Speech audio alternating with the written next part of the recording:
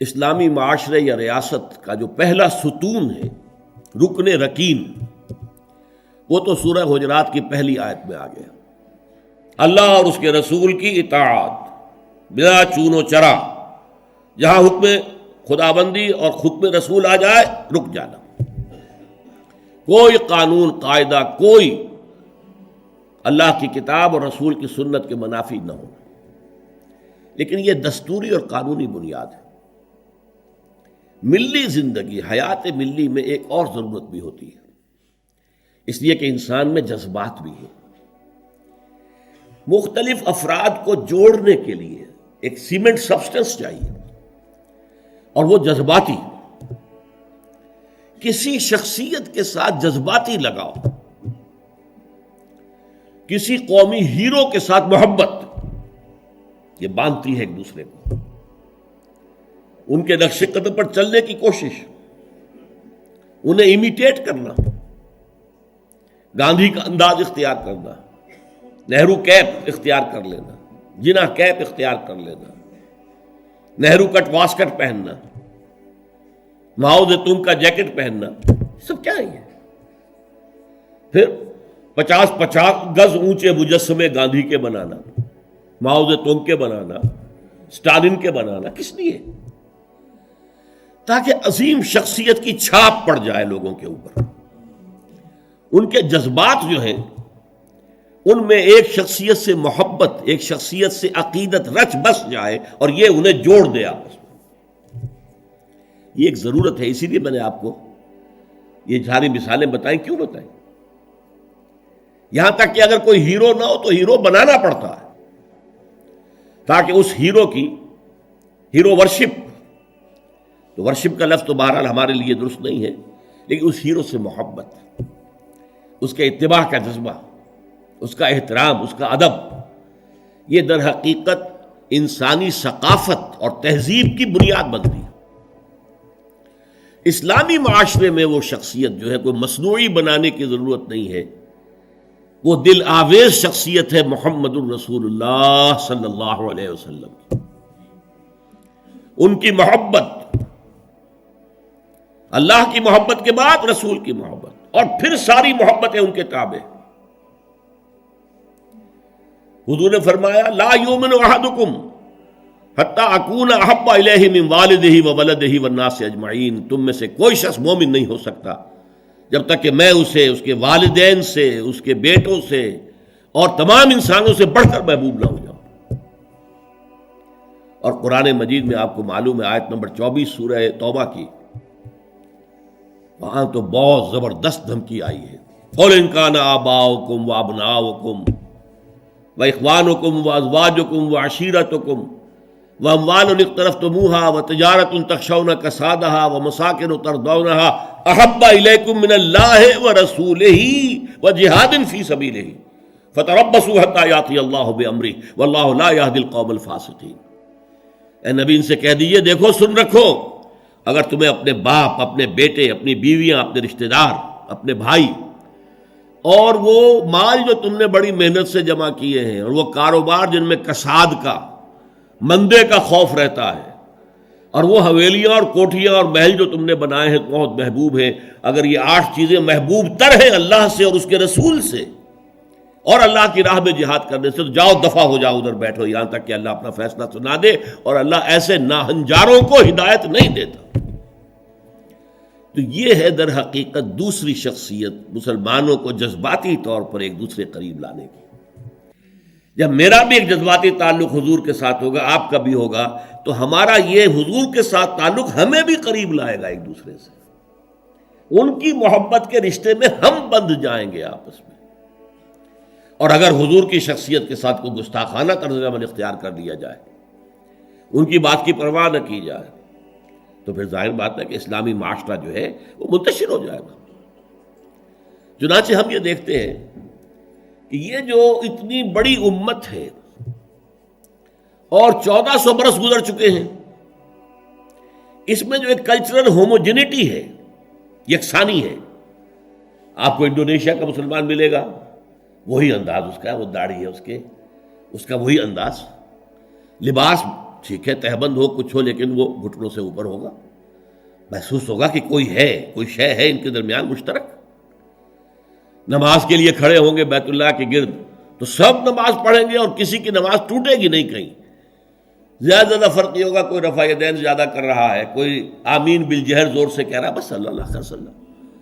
باقی یہ کہ قیام ہے، اس کے بعد رکوع ہے، پھر قومہ ہے، پھر سجدہ ہے، پھر جلسہ ہے، پھر سجدہ ہے، پھر اس میں کوئی ترتیب میں فرق نہیں۔ یہ وہ چیز ہے جس نے اس امت کے اندر cultural homogeneity and cultural continuity پیدا کی ہے، نسل بعد نسل، نسل بعد نسل۔ ہم کسی اور ہیرو کو وہ مقام دینے کو تیار نہیں۔ اقبال نے بہت خوبصورت شعر کہا ہے، یہ زائرین حریم مغرب ہزار رہبر بنے ہمارے، ہمیں بھلا ان سے واسطہ کیا جو تجھ سے نہ آشنا رہے۔ یہ جو ہمارے ہاں کوشش ہوئی قائد اعظم کو ہیرو بنا دیا جائے، محترمہ فاطمہ جناح کو آئیڈیل بنا دیا جائے، اس کی یہاں تک انتہا ہوئی ہے پاکستان میں۔ میرا طالب علمی کا دور ہے یہ کہ ایک صاحب نے لکھا تھا، آج کی عورت کے لیے فاطمہ بنت محمد نمونہ نہیں ہے، نمونہ فاطمہ جناح ہے۔ انا للہ و انا الیہ راجعون۔ یہ نسبت خاک رابہ عالم پاک، ان کا اپنا مقام ہے، انہوں نے قائد اعظم کی جیسے خدمت کی ہے، ساتھ دیا ہے ساری عمر، ہم ان کی قدر کریں گے، لیکن ہمارے لیے قابل اقتداء، قابل اتباع وہ فاطمہ بنت محمد ہیں، عائشہ زوجہ رسول اللہ ہیں صلی اللہ علیہ وسلم، ہم ان کا اتباع کریں گے۔ ہیرو ہمارے وہ ہیں۔ یہ زائرین حریم مغرب، جو مغرب کی تہذیب میں رنگے ہوئے لوگ ہیں، ہزار رہبر بنے ہمارے، ہمیں بھلا ان سے واسطہ کیا جو تجھ سے نہ آشنا رہے۔ ہمارے لیے تو در حقیقت ایک معیار ہوگا، محمد سے جو جتنا نزدیک، ہمارے دلوں میں اتنی ہی اس کی قدر و قیمت ہوگی، محبت ہوگی۔ جو جس درجے میں متبع رسول ہے، اسی درجے میں ہمارے دلوں میں اس کے لیے احترام ہوگا، ادب ہوگا، محبت ہوگی۔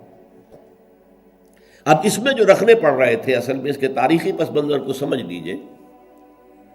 یہ جو سورہ حجرات ہے، یہ مصحف میں سورہ فتح کے فوراً بعد ہے۔ سورہ فتح سے در حقیقت عرب میں اسلام کی فتوحات کا دائرہ شروع ہو گیا تھا۔ سورہ حدیبیہ کو بھی اللہ تعالیٰ نے فرمایا یہ بہت بڑی فتح ہے جو ہم نے تمہیں دی ہے، انا فتحنا لک فتحا مبینا۔ اگلے سال خیبر فتح ہو گیا، جو سب سے بڑا گڑھ بن گیا تھا یہودیوں کا حجاز کے شمالی سرے پر۔ اگلے سال مکہ فتح ہو گیا، تو فتوحات کا دور شروع ہو چکا تھا۔ جب فتوحات کا دور شروع ہو گیا تو ظاہر بات ہے اب بہت سے لوگ یدخلون فی دین اللہ افواجا، چڑھتے سورج کے تو سبھی پجاری ہوتے ہیں۔ اب اسلام کا وہ دور جو تھا غریبی کا، اور اسلام جو ہے وہ کمزور تھا، ضعیف تھا، وہ دور ختم ہوا۔ وہ چڑھتے سورج کے پجاریوں کی بڑی تعداد اسلام میں داخل ہو گئی۔ لیکن ایک تو یہ ان کی دو تین چیزیں بڑی نمایاں تھیں۔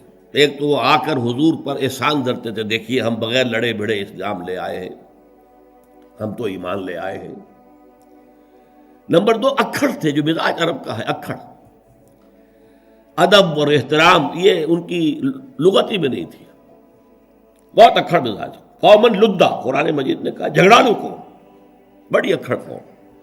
لہذا وہ حضور کے اس مقام کو نہیں پہچان پا رہے تھے، بس مان لیا آپ اللہ کے رسول ہیں، ہم نے مان لیا جی، بس اور کیا۔ لہذا ان سے بعض ایسی حرکتیں سرزد ہو رہی تھی کہ جو احترام رسول کے منافی تھی، اور احترام رسول کے منافی حرکتیں ہوں گی تو ملت اور امت کے پارا پارا ہونے کا اندیشہ ہے۔ سیمنٹ سبسٹنس جو ہے جو جوڑ رہا ہے انہیں، وہ ایک تو قانون ہے، اللہ اور اس کے رسول کے احکام، یہ قانونی اور دستوری بنیاد ہو گئی، اور ایک ہے اللہ کے رسول سے محبت۔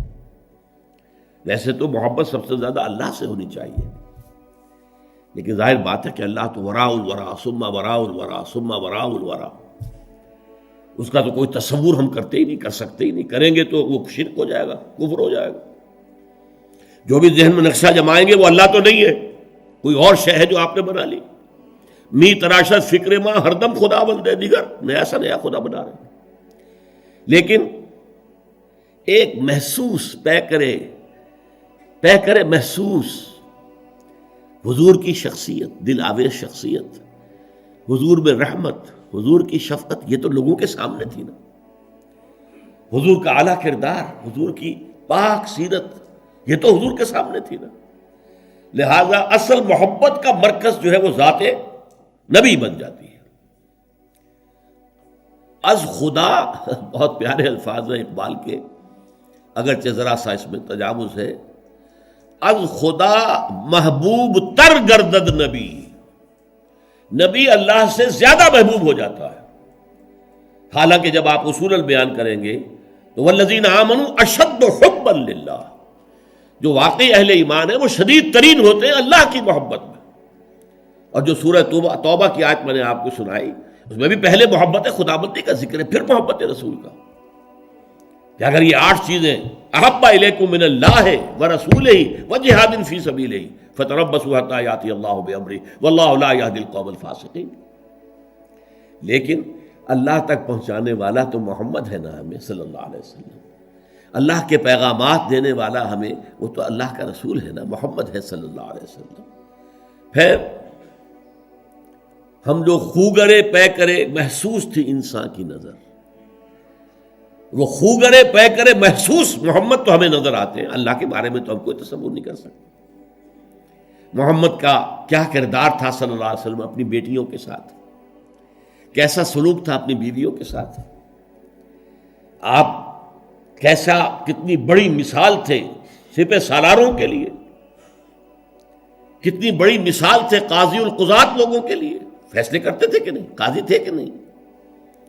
کتنا بڑا اسوہ تھے ہیڈ آف دی اسٹیٹس کے لیے. آپ اس ریاست کے ہیڈ تھے اس وقت. کون سی حیثیت ہے جس میں ہم دیکھیں کہ وہاں پانی کو مرتا ہے اور شخصیت جو ہے اتنی عظمت والی یہاں نظر نہیں آ رہی، ہر پہلو سے عظیم ترین شخصیت. تو اس کی محبت اور اس کا اتباع کا جذبہ، اس کے لیے بھی نوٹ کر لیجئے، اللہ تعالیٰ پر بھی پہلے ہمارے لیے لازم ہے اس کی اطاعت اور دوسرے محبت. اللہ کی اطاعت اور محبت جمع کریں تو لفظ بنے گا عبادت. اللہ کی عبادت کرو. رسول کے لیے بھی اطاعت بھی اور محبت بھی، لیکن رسول کے لیے اطاعت اور محبت کو جمع کریں گے اتباع بنے گا، پیروی کرو. یعنی ایک تو ہے حضور نے حکم دیا، اس پر تو عمل کرنا ہی کرنا ہے، ورنہ تو ہم مسلمان ہی نہیں ہیں. ایک یہ ہے کہ ہم نے خود دیکھا حضور کیا کرتے ہیں، حضور چلتے کیسے ہیں، میں بھی ویسے ہی چلوں. حضور نے اپنے بٹن بند نہیں کیے تھے، میں بھی ساری عمر نہیں کروں گا. حضور فلاں سفر میں اس درخت کے نیچے سے ہو کر گزرے تھے، میں بھی ادھر سے ہو کے گزروں گا. اب یہ حضور کا حکم تو نہیں ہے نا، لیکن ایک جذبہ ہے، نقش قدم کی پیروی، اس کا نام اتباع ہے. تو جب اطاعت کے ساتھ محبت رسول کی شامل ہو جائے گی تو اس کا نام اتباع ہوگا. اللہ کا اتباع ہم نہیں کر سکتے، اللہ خالق ہے، مالک ہے، مدبر کائنات ہے، اس کی پیروی کیسے کریں گے؟ ہاں رسول کا اتباع جو ہے، قل ان کنتم تحبون اللہ فاتبعونی یحببکم اللہ، اے نبی سے کہہ دیجئے اگر تم اللہ سے محبت کرتے تو میرا اتباع کرو، اللہ تم سے محبت کرے گا. تو اللہ کے لیے اطاعت جمع محبت مساوی ہے عبادت کے، اور رسول کے لیے اطاعت جمع محبت مساوی ہے اتباع کے.